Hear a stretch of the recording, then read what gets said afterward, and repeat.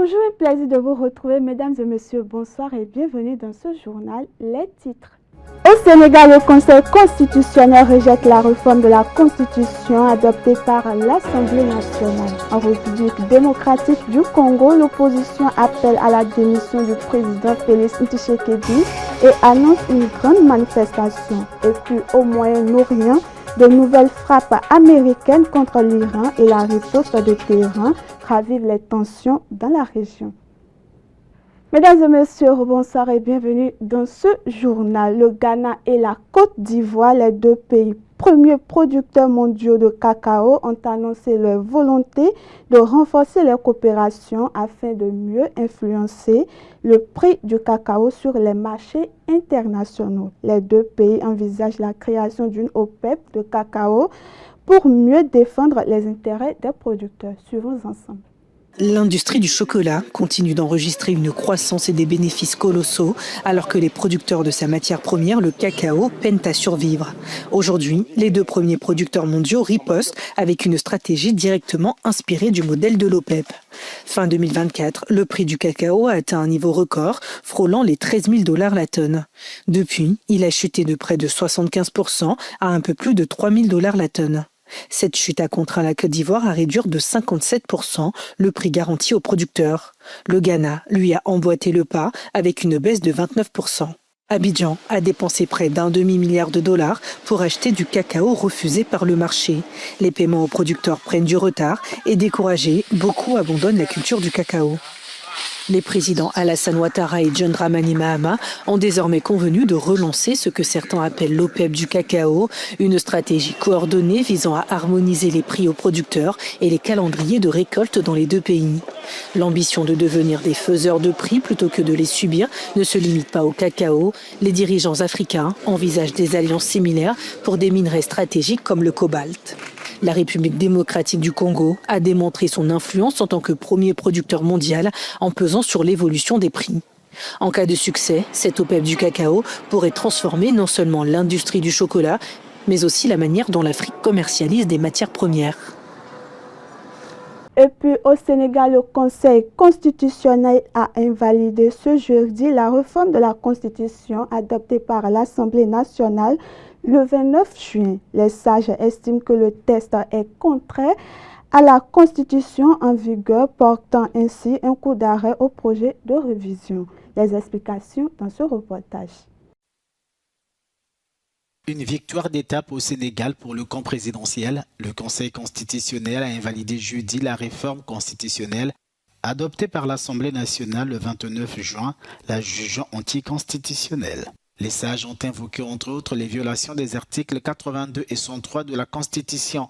C'est le président Bassirou Diomaye Faye qui avait saisi lundi la plus haute juridiction pour violation de la procédure de révision constitutionnelle.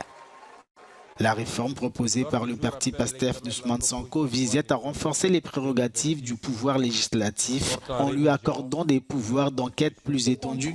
Le texte stipulait aussi que le président ne serait plus autorisé à diriger un parti politique ou une coalition de partis. Le président sénégalais avait promis l'organisation d'un référendum sur la révision de la loi fondamentale du pays. Reste à savoir s'il passera à l'acte après le rejet de la loi votée par le Parlement.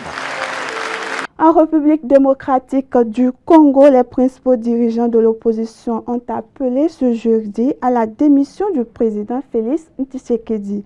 Ils annoncent également une manifestation de grande ampleur pour dénoncer un projet de révision de la Constitution qui, selon eux, pourrait permettre au chef de l'État de briguer un troisième mandat. Suivons un extrait de reportage.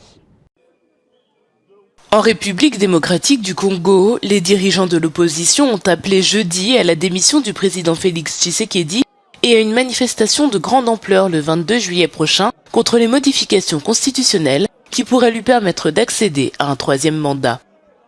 Cette marche dira non au coup d'État constitutionnel, non à la confiscation de la souveraineté populaire, non à la guerre permanente et à la mauvaise gouvernance. Elle dira oui au respect de la Constitution, oui à la paix, à la justice et à l'alternance démocratique. Elle exigera enfin la démission de M. Félix Tshisekedi parce qu'il a trahi son serment constitutionnel. À 2 ans des prochaines élections, les tensions sont déjà vives entre le gouvernement et ses opposants depuis que le Parlement, à majorité du parti au pouvoir, a approuvé une proposition visant à prolonger le mandat présidentiel. Il ne saurait être question de suspendre les actions citoyennes ni d'engager un dialogue tant que M. Félix Tshisekedi n'aura pas renoncé publiquement et définitivement à son projet de changement de constitution qui divise la nation et menace le pays. Félix Tshisekedi, âgé de 63 ans, est au pouvoir depuis 2019 et son deuxième et dernier mandat de 5 ans devrait prendre fin en 2028. Il n'a pas encore décidé s'il allait promulguer ce projet de loi.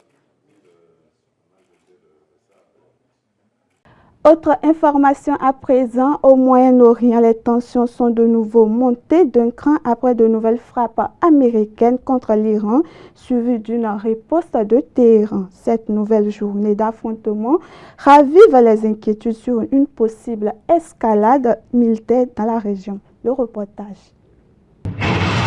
Les gardiens de la révolution ont ciblé des bases militaires américaines au Koweït, au Qatar et à Bahreïn. Une riposte aux 90 frappes américaines sur l'Iran, des frappes consécutives à des tirs iraniens sur des navires croisant dans le détroit d'Ormuz. A lot of small craft that they were trying to harass shipping with, so that was a big part of what we targeted. Underground facilities where they were storing drones or missiles, coastal defense sites, radar sites, surveillance sites, anything used to harass shipping in the Strait of Hormuz. Mardi dernier, les gardiens de la Révolution ont ciblé des navires qui étaient en dehors du couloir défini par l'accord de cessez-le-feu. 3 navires avaient été touchés, de quoi déclencher la riposte américaine. The basic deal that we cut was, we'll lift our blockade if you stop shooting at ships. But if you shoot at ships, we are going to punch back, and we're going to punch back harder than ever before. That was the deal. They said they would stop shooting at ships, and what happened 24 hours ago? They started shooting at ships again. Le ravivement des tensions dans le détroit d'Ormuz s'accompagne de la crainte de perturbations sur les marchés des hydrocarbures, une crainte que le président américain a tout de suite voulu calmer. I think anything that happens is going to be over very quickly, and will only make it safer, including for oil. Oil is going to be very free, very easy, and it's going to happen very fast. We have the Hormuz Strait; the boats have pulled out.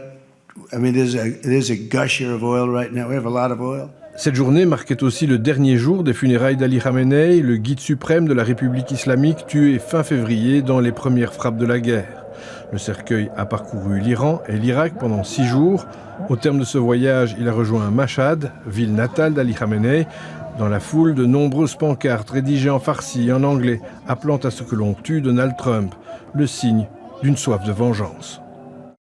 Au Brésil, la ville de Sao Paulo a mis en place le plus vaste système de reconnaissance faciale jamais déployé à l'échelle d'une seule ville. Présenté comme un outil de lutte contre la délinquance, ce dispositif suscite néanmoins des interrogations sur le respect de la vie privée et l'encadrement de son utilisation. Suivons à présent. São Paulo, la plus grande ville d'Amérique latine, ultra connectée et désormais ultra surveillée. En permanence, plus de 50 000 caméras observent sans relâche les 24 millions d'habitants de cette mégalopole. Ici, un téléphone est volé toutes les 3 minutes. Dénommé Smart Sampa, c'est le plus grand système de reconnaissance faciale d'Amérique latine, censé protéger ses citoyens, en théorie. Salut mon ami, ça va? Ailton Alves habite à Heliópolis, la plus grande favela de São Paulo. Depuis l'installation des caméras, sa vie a tourné au cauchemar. Une fois, j'ai été arrêté justement en faisant ce trajet. J'étais à pied, je marchais tranquillement, il y avait une voiture de police qui m'attendait à l'arrêt de bus. C'est une erreur humaine qui associe sa photo à celle de son homonyme, un homme recherché pour le meurtre d'un policier dans un autre État. En l'espace de 7 mois, il est interpellé 5 fois. Maman, tu es à la maison? Quand j'ai vu que c'était la police, je me suis dit, il ne faut pas que je sorte. C'est en médiatisant son histoire qu'Ailton parvient enfin à faire retirer son visage du système.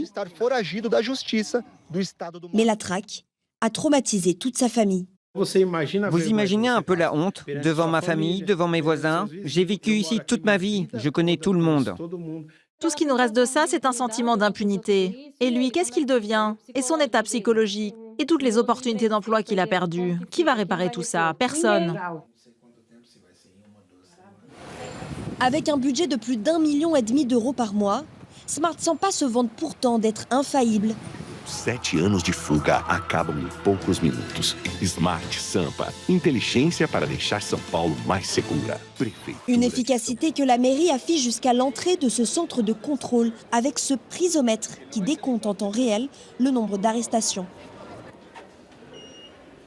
Luis Antonio dirige ici 250 agents qui ont des yeux dans toute la ville, 24 heures sur 24.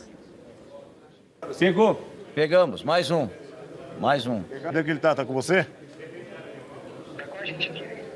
Parabéns à équipe aí. Rien que ces 2 dernières années, les vols ont diminué de plus de 15%. 153 personnes disparues ont été retrouvées et plus impressionnant encore, près de 10 000 personnes ont été arrêtées. Toutes prises en flagrant délit ou recherchées par la police selon l'inspecteur. Ce sont des criminels. Certains sont poursuivis pour homicide, viol ou braquage, donc leur photo est dans notre système. Quand ils passent proche d'une caméra, l'intelligence artificielle les identifie et nous alerte. On envoie une patrouille uniquement quand l'IA est sûre à 92%. C'est presque 100% sûr que l'individu est l'auteur du crime.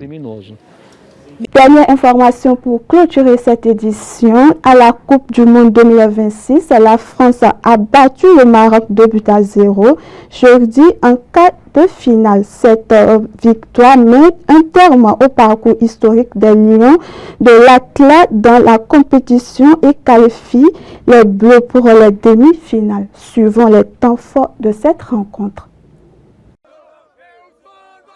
Les supporters français en liesse après la victoire de leur sélection en quart de finale du Mondial 2026 par le score de 2-0 contre le Maroc jeudi à Boston. L'équipe de France a donc composté son billet pour le dernier carré de la compétition.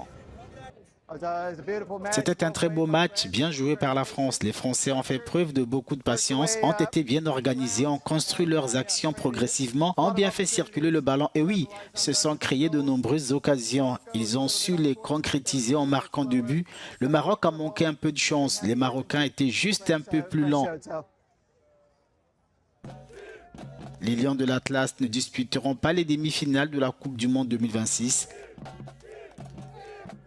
Une déception pour les supporters qui croyaient revivre l'aventure de 2022 au Qatar. Nous avions de grands espoirs pour le Maroc. Vraiment, c'est un jour triste pour beaucoup de gens. Vive le Maroc! Le Maroc était le dernier représentant du continent africain au Mondial 2026. La France affrontera l'Espagne ou la Belgique en demi-finale mardi à Dallas. Mesdames et messieurs, voilà qui met fin à cette édition. Merci de nous avoir suivis.